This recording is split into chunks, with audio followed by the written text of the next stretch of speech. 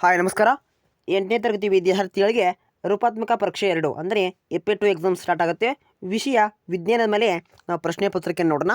ಇದರಲ್ಲಿ ಯಾವ ರೀತಿ 20ಕ್ಕೆ 20 ನೀವು ಪಡ್ಕೋಬೋದು ಎಂಬುದನ್ನು ಪೂರ್ತಿ ಪ್ರಶ್ನೆ ಪತ್ರಿಕೆನ ಕಮೆಂಟ್ ಬಾಕ್ಸಲ್ಲಿ ಪಿ ಡಿ ಮಾಡಿರ್ತೀನಿ. ಹೋಗಿ ಪಿ ಡಿ ಎಫ್ನ ಡೌನ್ಲೋಡ್ ಮಾಡಿಕೊಂಡು ಅಭ್ಯಾಸವನ್ನು ಮಾಡ್ಕೋಬೋದು. ಈಗಾಗಲೇ ಹಲವಾರು ಸೆಟ್ಗಳ ವಿಡಿಯೋ ಮಾಡಲಾಗಿದೆ. ಅಂದರೆ 8ನೇ ತರಗತಿ ವಿದ್ಯಾರ್ಥಿಗಳಿಗೆ ಕನ್ನಡ ಮಾಧ್ಯಮದಲ್ಲಿ ವಿಡಿಯೋನ ಮಾಡಲಾಗಿದೆ. ಇದು ವಿಜ್ಞಾನ ಸಂಬಂಧಪಟ್ಟಂಥ ಕನ್ನಡ ಮಾಧ್ಯಮದ ಪ್ರಶ್ನೆ ಪತ್ರಿಕೆ. ಬಹು ಆಯ್ಕೆ ಪ್ರಶ್ನೆಯನ್ನು ಕೊಟ್ಟಿರ್ತಾರೆ. ಒಟ್ಟು 7 ಪ್ರಶ್ನೆ ಕೇಳಿದ್ದಾರೆ. ಬಲದ ಅಂತಾರಾಷ್ಟ್ರೀಯ SI ಏಕಮಾನ ಯಾವುದು ಅಂತ ಕೇಳಿದರೆ ಆಪ್ಷನ್ಸ್ ಬಿ ನ್ಯೂಟನ್ ಅನ್ನೋದು ಆಗಿರುತ್ತೆ. ಇನ್ನು 7ನೇ ಪ್ರಶ್ನೆ, ವಿದ್ಯುತ್ ಅಲ್ಲಿ ನಿಮಗೆ ಇಸ್ತ್ರಿ ಪೆಟ್ಟಿಗೆ ವಿದ್ಯುತ್ ಪ್ರವಾಹದ ಯಾವುದು ಪರಿಣಾಮದ ಮೇಲೆ ಕಾರ್ಯನಿರ್ವಹಿಸುತ್ತೆ ಅಂತ ಕೇಳಿದರೆ ಸಿ ಅಲ್ಲಿ ಏನಕ್ಕೂ ಉಷ್ಣೋತ್ಪಾದನಾ ಪರಿಣಾಮ ಅಂತ ಹೇಳಬೇಕಾಗಿರುತ್ತೆ. ಇನ್ನು 1 ಅಂಕದ ಪ್ರಶ್ನೆಯನ್ನು ನೋಡಬೇಕು. ಒತ್ತಡವನ್ನು ಹೇಗೆ ವ್ಯಾಖ್ಯಾನಿಸಬಹುದು ಅಂತಿದೆ.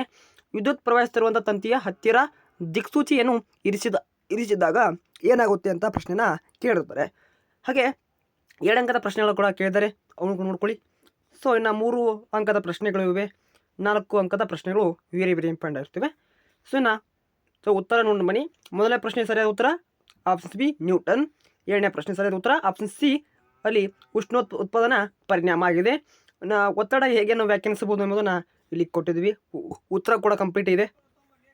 ಇನ್ನು 2 ಅಂಕದ ಪ್ರಶ್ನೆಗಳು ಕೂಡ ಅವು ಕೂಡ ನೋಡ್ಕೋಬೋದು. ಪೂರ್ತಿ ಪಿ ಡಿ ಎಫ್ ನೋಡ್ಕೊಳ್ಳಿ ಎಲ್ಲ ವಿದ್ಯಾರ್ಥಿಗಳಿಗೆ. ಅಲ್ಲಿ ವಿದ್ಯುತ್ ಕಾಂತ ಎಂದರೇನು, ಅದರ ಬಲವನ್ನು ಹೇಗೆ ಹೆಚ್ಚಿಸಬಹುದು, ಈ ರೀತಿ ಪ್ರಶ್ನೆಗಳನ್ನ ಕೇಳ್ತಾರೆ. ಮಹಾರಥಗಳು ಅಂದರೆ ಚಂಡ ಮಹಾರಥಗಳು ಅಂತ ಕರಿತೀವಲ್ಲ, ಅವು ಯಾವ ರೀತಿ ಅಂದರೆ ಒತ್ತಡವನ್ನು ವ್ಯತ್ಯಾಸ ಮಾರುತದಕ್ಕೆ ಹೇಗೆ ಪ್ರಭಾವವನ್ನು ಬೀರುತ್ತವೆ ಎಂಬುದನ್ನು ಕೇಳಿದ್ದಾರೆ. ಅದು ನೋಡ್ಕೊಳ್ಳಿ. ಓಕೆ. ಇನ್ನು 4 ಅಂಕದ ಪ್ರಶ್ನೆ ನೋಡಿ, ಚಂಡಮಾರುತವು ಹೇಗೆ ರೂಪುಗೊಳ್ಳುತ್ತದೆ, ಅದರ ವಿವಿಧ ಭಾಗಗಳನ್ನು ಉದಾಹರಣೆ ಸಹಿತ ಬರೀಬೇಕಾಗಿರುತ್ತೆ. ಸೊ ಓಕೆ, ಅದು ನೋಡ್ಕೊಳ್ಳಿ. ಸೊ ಇಷ್ಟಾಗಿತ್ತು ಇಂದಿನ ಒಂದು ಪಿ ಡಿ ಎಫ್. ಮುಂದಿನ ತರಗತಿಯಲ್ಲಿ ಸಿಗೋಣ. So thank for watching. Have A nice day.